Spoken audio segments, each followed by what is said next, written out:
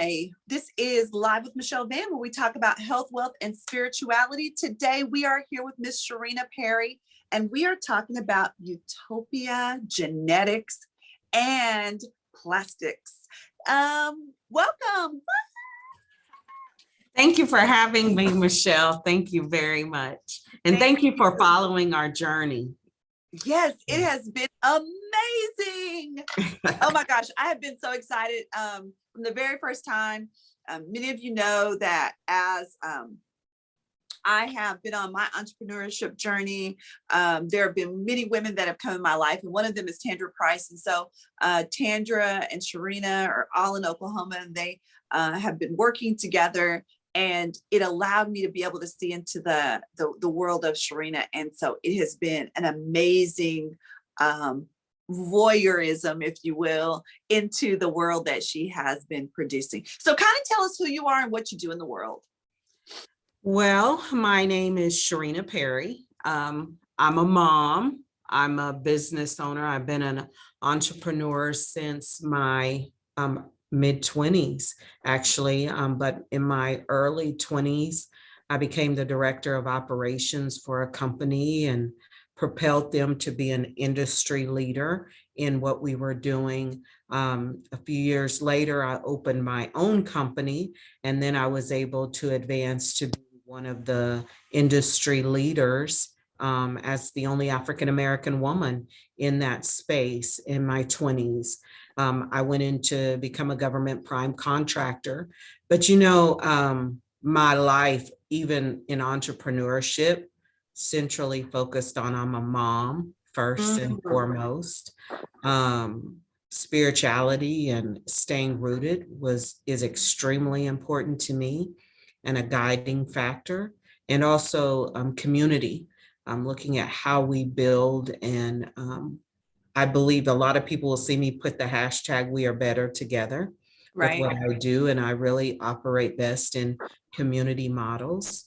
And so that's a little bit about me. And I'm the founder and inventor of Utopia Plastics and the developer and creator of the Utopia model, which is a sustainable ecosystem business model. And I use Utopia Plastics, our plant-based alternative to petroleum or fossil fuel polymers, to guide that. So as we look at that, I know that, again, I have been watching and following as you have been developing. Why plastics? Why? And this is plastics with an X. So it's not plastic like things that are going to harm the universe. But why in your journey, what brought you to this? Well, I will tell you, I didn't just seek out one day, say, hey, like I have this dream of addressing the plastics issue. Sometimes, and what we learn as entrepreneurs over time is you learn to pivot. You also learn and you work in what's guiding you and driving you, and one leads to another. So if we're talking about how I arrived at the place of plastics, it really started in a totally different space. You led in this, Michelle, talking about health and wellness. Well, health and wellness was what took me here. My nephew was diagnosed with neurofibromatosis 2, and it's an incurable growth of tumors.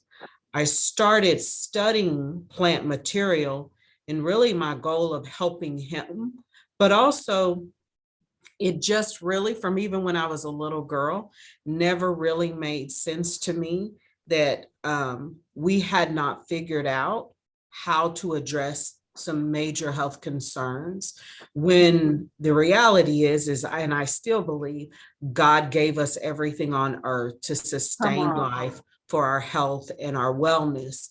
And that if we remove the element that we attach to having to have an economic advantage in using that, then we really could have healthier people and healthier communities.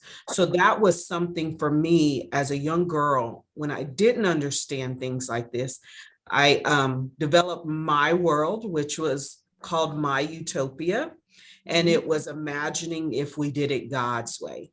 And in Utopia, everybody figured out how to be healthy, how to work together. And that always, that was my coping mechanism for lack of understanding and not being able to navigate disparity. So in my utopia, that's what we did.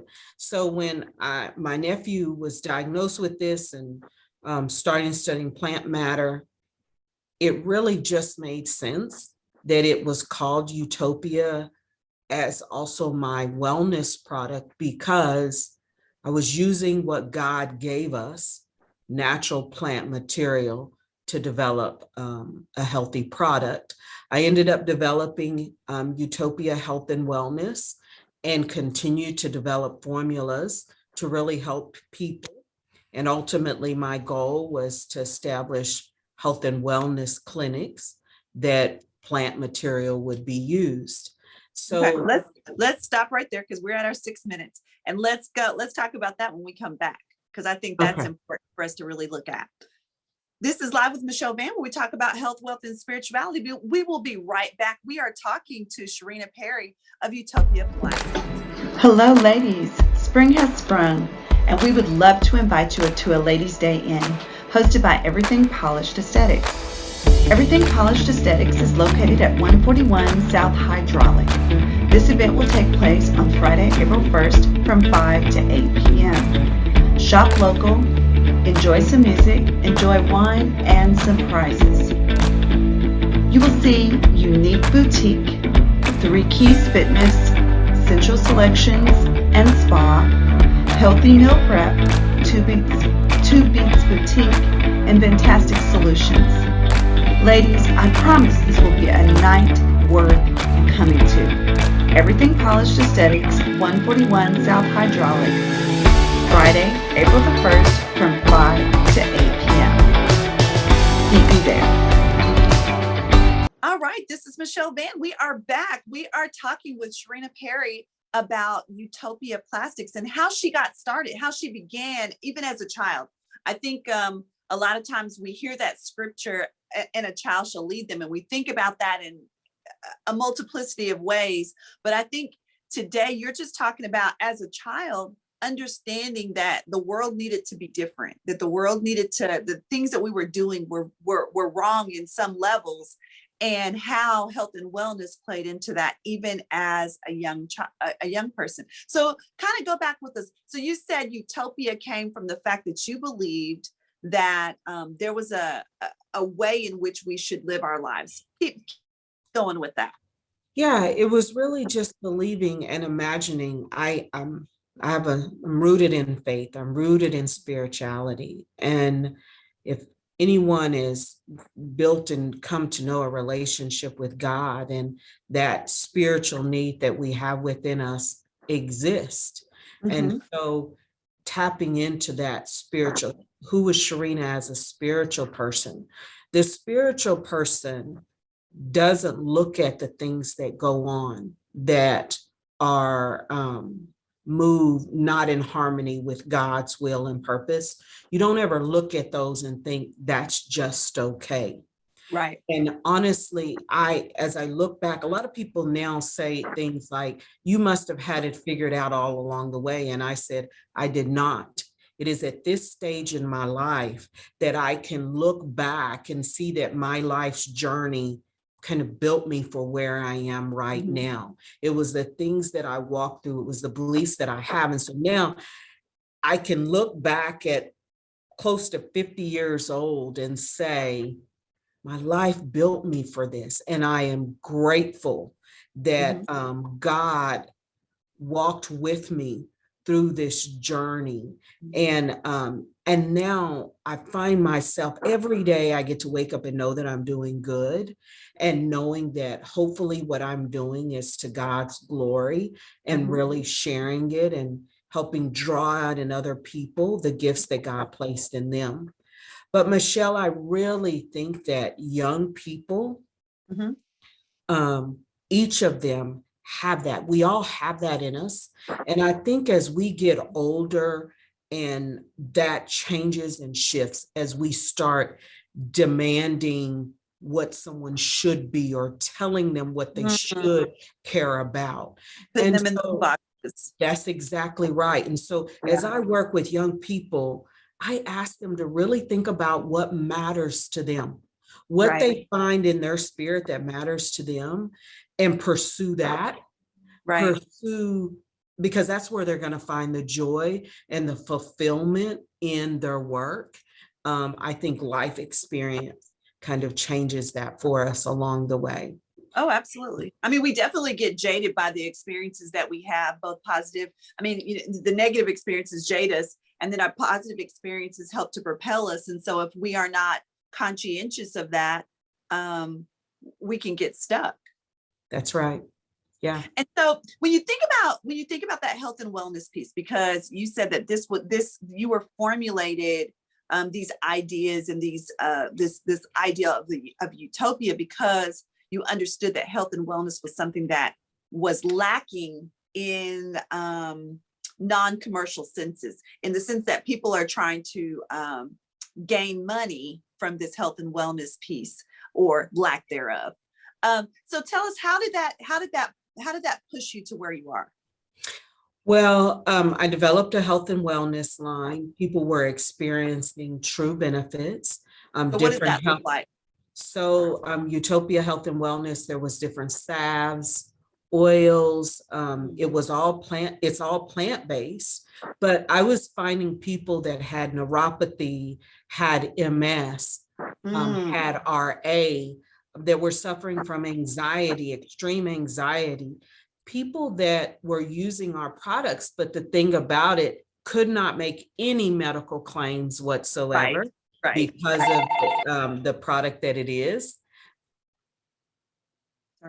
Could not make any medical claims because of the product that it is. And so I had actually got with an organization about what does that look like, that process to be able to move to that. And that's FDA approval, there's clinical trials. And to be honest, my bank account was not set up like that. So, but I still believe these products, and I actually had doctors and therapists that were sending people to use our products, but witnessing it firsthand, watching people use our products and hearing their testimonial. So that being said, one day I read an article in the New York Times about Starbucks saying that they would give $10 million to someone who had come up with a solution for their single-use plastics. And of course, that kind of just sat, it wasn't a, okay, yeah, I'm going to do that then. But, I will say there's a time when your vision and purpose and your journey all kind of collide on the road. And we're going to stop with that. And then we're going to come right back. Okay. With our mission and purpose colliding. Okay. This is Live with Michelle Vann. We're talking to Sharina Perry about Utopia Plastics, and we will be right back. I like that. Yeah. I'm the founder and inventor of Utopia Plastics. I'm the only African-American female in the world in the space of compounded resins. You asked me about entrepreneurship. It's using your gifts, understanding that it is a journey. It is peaks, it is valleys. What you tell yourself every day is what will become. Every day you have to be your motivator. You have to champion your success. If you don't believe in you, how can we expect others to? Now is the time in our world that as we shift to new ideas and technology, as we address the space that I'm in, green technology. There's also about innovation. The opportunity is wide open to look at what's happening in the world, understand that 2020 was a year of change, but the question is, how are you shifting? How are you adjusting to the change? And are you embracing it or are you fighting against it? If you embrace it, you'll see yourself. I choose to embrace it.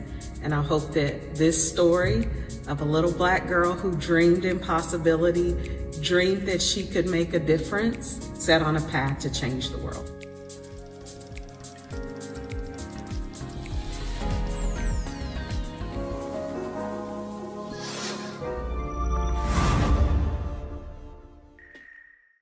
Reset.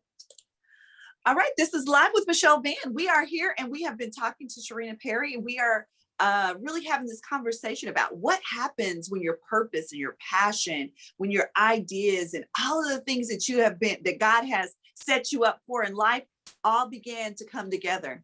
And how did that come together? You said Starbucks. You know, it's kind of like the colliding. Starbucks had announced that they were doing away with single-use plastics and mainly straws, and they're paying $10 million to someone who came up with a solution. But there's also me studying this plant material, calling it utopia, caring. But there's a lot of things through my journey, and I mentioned the word disparity. I'd also spent time working with disadvantaged landowners as they were battling land being taken away.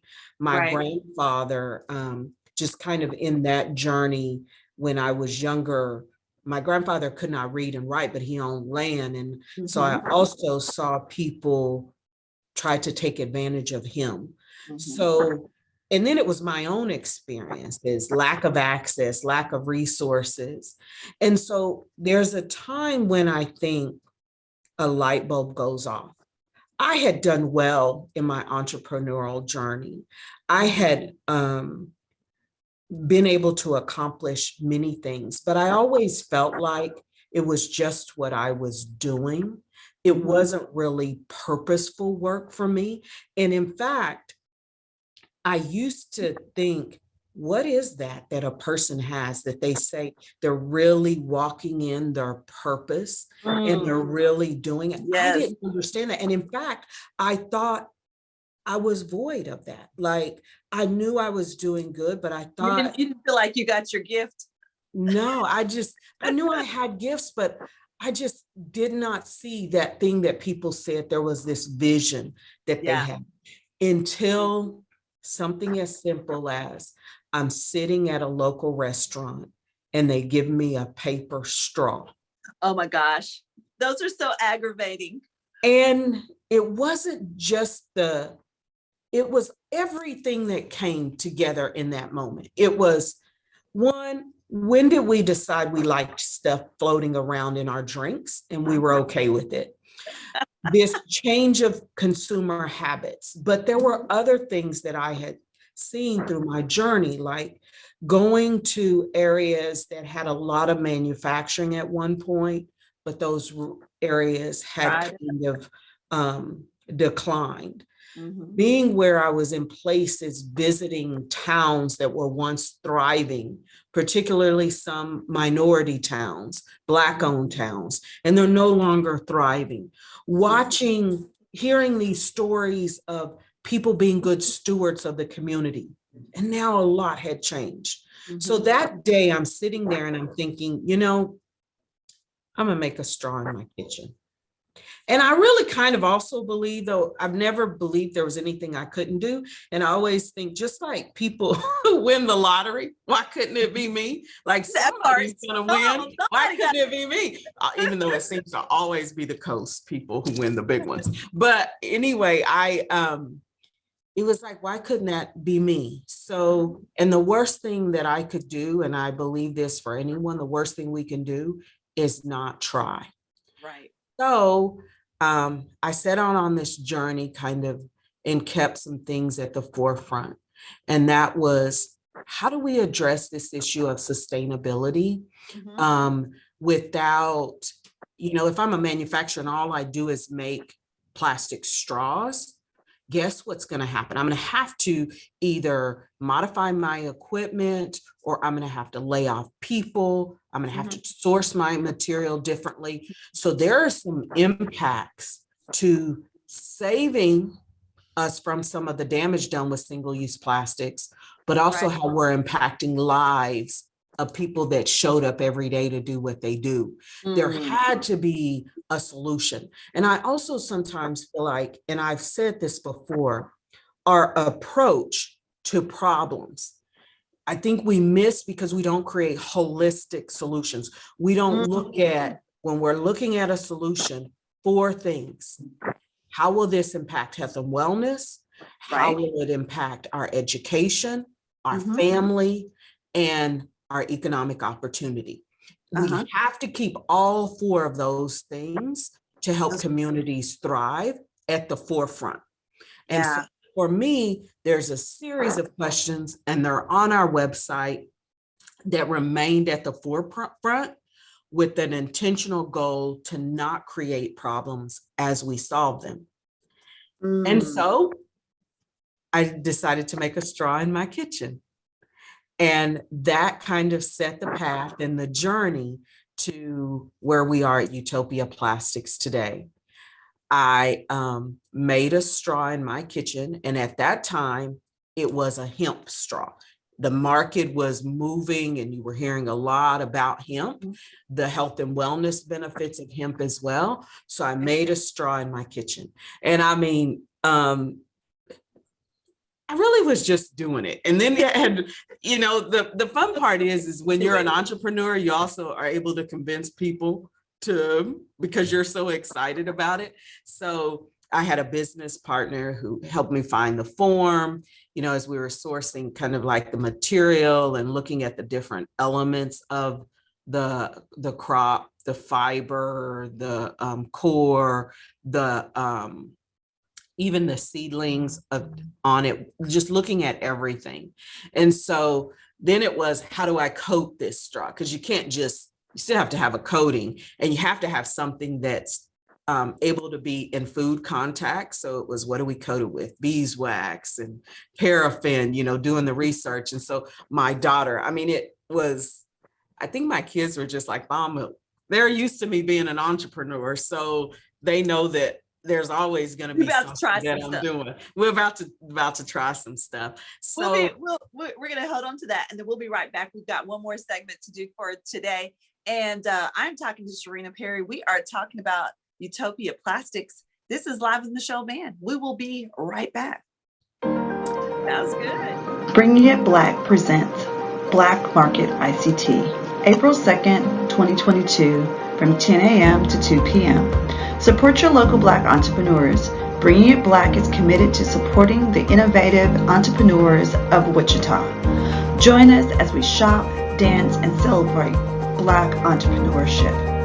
This event will take place on Saturday, April the 2nd, 2022, 10 a.m. to 2 p.m., located at 1914 East 11th at the Center. Bringing It Black ICT event. Come and shop local and support local Black entrepreneurs.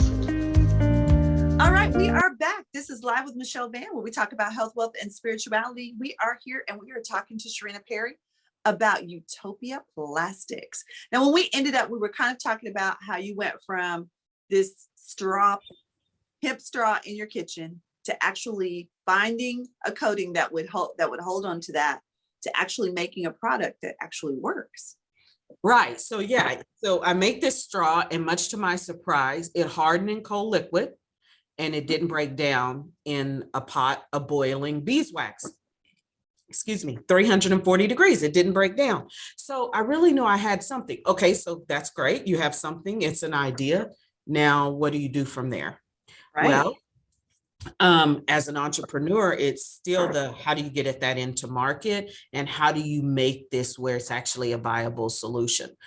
Even though I was, making a straw in my kitchen for paper, as a paper alternative, I was also looking at it as what's a plastic alternative as well, because the issue was single-use plastics, and I had understood the properties. In fact, the USDA had done feasibility studies on the crops that you were using as an alternative to petroleum, cotton, and wood. So what I did was I reached out to Hoffmaster, who was a company that purchased Aardvark in 2018. Aardvark straw was the straw that I had at the restaurant. So they were the Mhm. largest global producer of paper straws. And I simply asked them, if I have this paper made, will you have it made into straws? And they agreed to. So I sought to find a company that would make pulp for me, and then a company that would make the paper to the specs that Hoffmaster had stated. And then once they did the testing, it did perform better than your traditional wood. And there was some things that I did that, because even as you put a new product, you want to put a new product in the market, you have to think about the costs associated with the material. Right. Sometimes a new invention can be out of the market as fast as it goes in because Right. the cost doesn't make sense. Also, Right. supply chain. Well, that was in June, July 2019 that Hoffmaster made the straw. And then prior to that, we had kind of our first prototypes in plastics in that March area.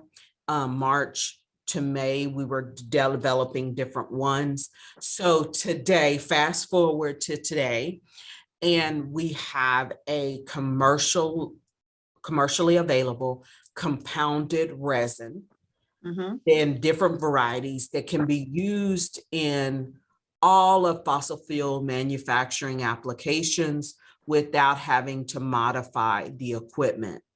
Our Wow. resins are recyclable, 100% recyclable, degradable, and degradability, the time frame depends on the thickness of the product, as well as naturally composting. And so we commercially, we're an industrial brand resin provider. So we provide the material that manufacturers use in applications. And we've been able to, by being a resin provider, we're able to touch all of the industries and spaces that plastics are used. The best part about Is there a particular company that uses your product that you could say, hey, or a person could go and say, hey, I know these plastic straws came from this particular resin? There are actually, we have distributors that we don't keep up with who our distributors use to make their clients. I mean, to use their clients. Like we were in, I will tell you one thing, because I'm going to be honest with you, this is more about the entrepreneurial side. When we started doing this, we started working more to make finished products. Right. And what you'll find, if you don't know exactly where you are going to be in market and what you're wanting to do, the market can determine that for you in a way that doesn't benefit your business in the best way. And so we went into market and we were sharing the straws that were made with our products. We were sharing the bags that were made with our product. And we were becoming known as the plastics company, as the single-use plastics company, as opposed to a resin provider. So we had to kind of pull back and reintroduce that into market to make sure we were targeting the right thing. Because that wasn't the story you were trying to tell. That wasn't the story. And we needed to keep it broad, because at the end of the day, the Utopia model is really about the ability to use farming in the production of everyday items, so that now we have more of a sustainable ecosystem model where it's also a community model. So a farmer is growing the crop that makes the straw that you drink out of. And farmers spend money in local communities. But then our Utopia model includes farming, processing, manufacturing, and distribution. So every time a company, like I'll say a company that's been using our material, Iris, every time one of Iris's clients decides they're gonna buy a product made with Utopia plastics, Iris as the manufacturer benefits from that. But the processor that processes the crops does as well. And so it is a community model of working together, and it starts with the farmer. And we make sure the farmer wins in our model. And it's my belief that it's these type of models, and we've seen it since COVID. We've got to look at how our approach to our natural resources. We've got to look at our approach to sustainability. And I mean, when I say sustainability, I'm not just talking about the environment. I'm talking about how does it impact people, our society? How does it impact our economy? And then how does it impact our environment, and the holistic approach? And we feel like we are doing that. We are a leader in it, in what we're doing with Utopia Plastics as a driver. But we're excited, and we invite people to join us on this journey to Utopia. It's so much bigger than me. And so here I am. I'm living out what I saw, the idea of working together. We are better together, and through this model. Our collective work and responsibility. Tell them how they can find you, what your website. Great. There's a lot of content we have out there. Our website is www.utopiaplastics, and that's PLASTIX, trademarked, patent Utopia Plastics. And there's a lot of content.com, and you can find us there. You can email us at info@utopiaok.com. It'll be routed to the right individuals to get back with you, to follow up. And we just encourage you, if you make a product and you're looking for a sustainable alternative, to reach out to us. If you have an idea, explore using Utopia Plastics. We have manufacturers that create tooling that we can introduce you to if you have an idea. This is a space that I think we can really change what we want our tomorrow to look like today. Oh, wow. That is a great way to end for today. We thank you so much, Sharina, for being with us. And make sure that you go and check out utopiaplastics.com. This is Live with Michelle Vann, where we talk about health, wealth, and spirituality. We have been here with Miss Sharina Perry, and it has been a glorious time of being able to share how health is a part of every single thing we do. We are a part of that collective work and responsibility. It is our endeavor, and it is our job to make sure that we come together and work together as a community. And we will see you next week. Have a good day. Thank you, Michelle.